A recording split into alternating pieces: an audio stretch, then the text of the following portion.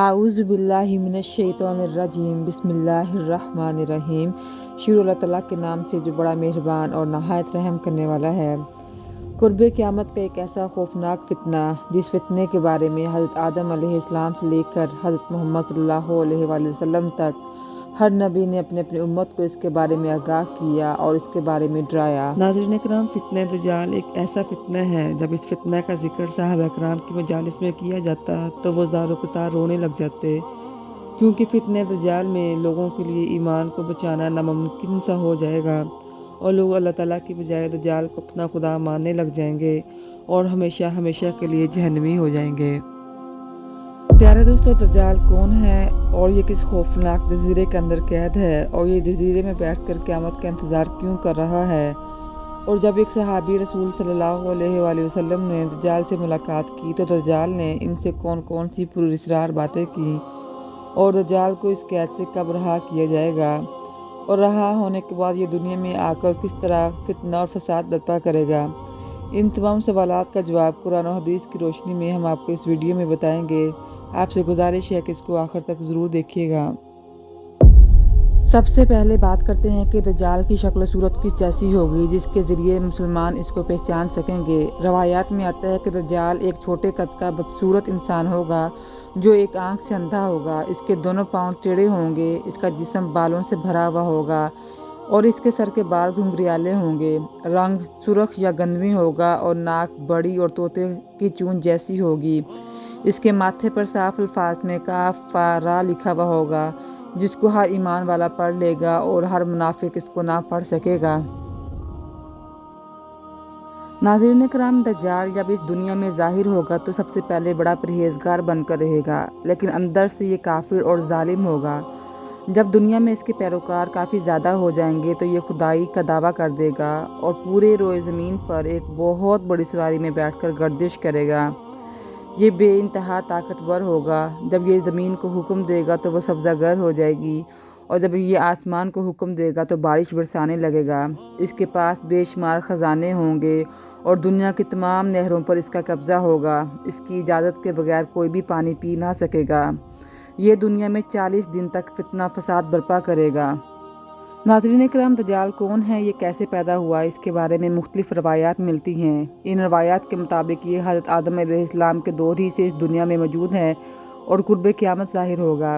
ایک اور دوسری روایت کے مطابق یہ حضرت سلیمان کے دور میں جنات اور انسانوں کے ملاپ سے پیدا ہوا اور اس کے ماں باپ کو اسی دور میں قتل کر دیا گیا تھا اور اس کو اس خوفناک جزیرے میں قید کر دیا گیا۔ ایک اور روایت میں ہے کہ دجال ابن سیاد کو کہا جاتا ہے۔ یہ وہ شخص تھا جو حضور پاک صلی اللہ علیہ وآلہ وسلم کے زمانہ میں موجود تھا اور اس کے اندر دجال جیسی بہت ساری نشانیاں موجود تھیں جس کی وجہ سے لوگ اس کو دجال سمجھنے لگے۔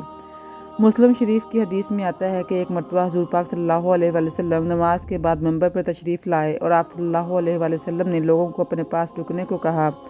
آپ نے کہا کہ میں تم لوگوں کو اس بات کے لیے جمع کیا ہے کہ تم لوگوں کو تمیم داری کا قصہ سناؤں۔ تمیم داری جو کہ ایک نصرانی تھے، اب وہ میرے پاس آ کر مسلمان ہو چکے ہیں۔ انہوں نے مجھ سے ایک قصہ بیان کیا ہے تو میں بڑا خوش ہوا، اس لیے میں چاہتا ہوں کہ یہ قصہ آپ لوگوں کے ساتھ بھی بیان کروں جس سے دجال کے مطابق تصدیق ہو جائے۔ تمیم داری بیان کرتے ہیں کہ ایک دن وہ بہت بڑی کشتی میں سوار ہوئے اور ان کے ہمراہ قبیلہ لخم اور قبیلہ جذام کے 30 لوگ بھی موجود تھے۔ یہ لوگ سمندر میں سفر کر رہے تھے کہ طوفان آ گیا۔ یہ طوفان 30 دن تک جاری رہا۔ اسی سفر کے دوران ان کی نظر ایک جزیرے پہ پڑی۔ اس جزیرے کو دیکھ کر بہت خوش ہوئے کہ یہ لوگ اس جزیرے کی طرف چلے گئے۔ جب وہ اس کے قریب پہنچے تو ان لوگوں نے ایک عجیب و غریب جانور دیکھا۔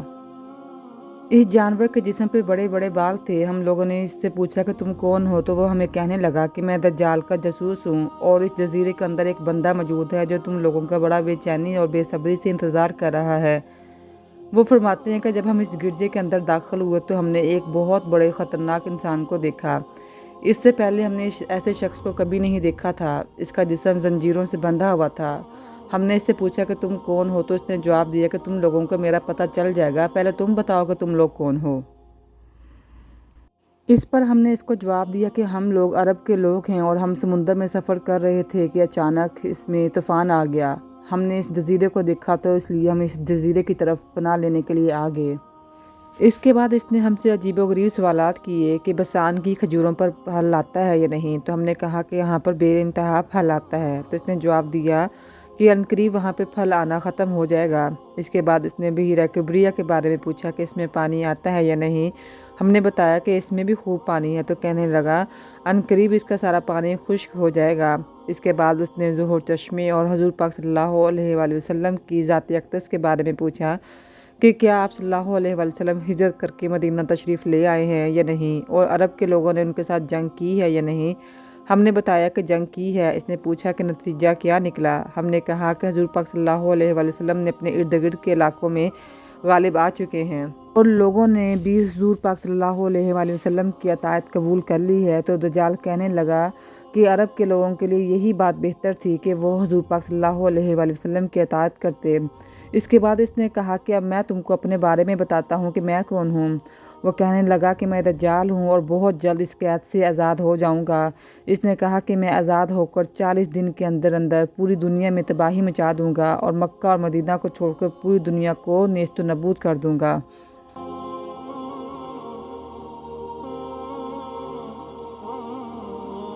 اس واقعے کو بیان کرنے کے بعد حضور پاک صلی اللہ علیہ وآلہ وسلم نے اپنا عصا مبارک ممبر پر مارا اور فرمایا کہ یہ وہ مدینہ ہے جس میں دجال داخل نہ ہو سکے گا، اور حضور پاک صلی اللہ علیہ وآلہ وسلم فرمانے لگے کہ میں تم لوگوں کو یہی بات بتاتا تھا کہ دجال نہ تو شام کے سمندر میں ہے اور نہ ہی یمن کے سمندر میں، بلکہ وہ مشرق میں ہے۔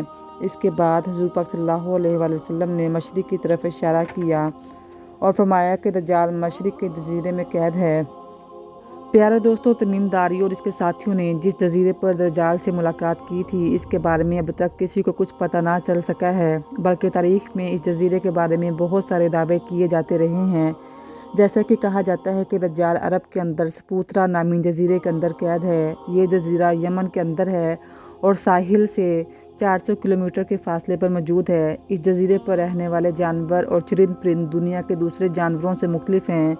کچھ لوگ بحیرہ اوقیانوس کو دجال کا علاقہ سمجھتے ہیں۔ اس جزیرے میں انسانوں کے ساتھ بہت سارے واقعات پیش آ چکے ہیں اور اس جزیرے میں بہت سارے سمندری طوفان آتے رہتے ہیں۔ بعض لوگوں کا یہ کہنا ہے کہ دجال برمودا جزیرے کے اندر قید ہے۔ یہ ایک تکون نما علاقہ ہے، اس کے اندر 300 کے قریب جزیرے موجود ہیں۔ یہ وہ خطرناک علاقہ ہے جہاں آج تک کسی انسان نے قدم نہیں رکھا اور اس کے ٹرائنگل کی رپورٹ بھی آج تک شائع نہیں کی گئی۔ پیارے دوستو، دجال کہاں قید ہے، اس کی حقیقت صرف اللہ تعالیٰ ہی جانتا ہے، اور یہ حقیقت صرف قرب قیامت میں ہی ظاہر ہوگی۔ اللہ تعالیٰ سے دعا ہے کہ اللہ تعالیٰ ہم سب کو دجال کے فتنے سے محفوظ رکھے اور ہم کو ایمان پر ثابت قدمی عطا فرمائے، آمین۔ اگر آپ کو میری ویڈیو اچھی لگی ہے تو اس کو لائک ضرور کر دیں اور ساتھ ہی اپنے دوستوں اور احباب کے ساتھ شیئر کرنا نہ بھولیے گا، اور میرے چینل کو سبسکرائب کر لیں اور ساتھ ہی بیل آئیکن کا بٹن پریس کر دیں تاکہ آپ کو آئندہ آنے والی ویڈیوز کا نوٹیفیکیشن مل جائے۔ اللہ حافظ۔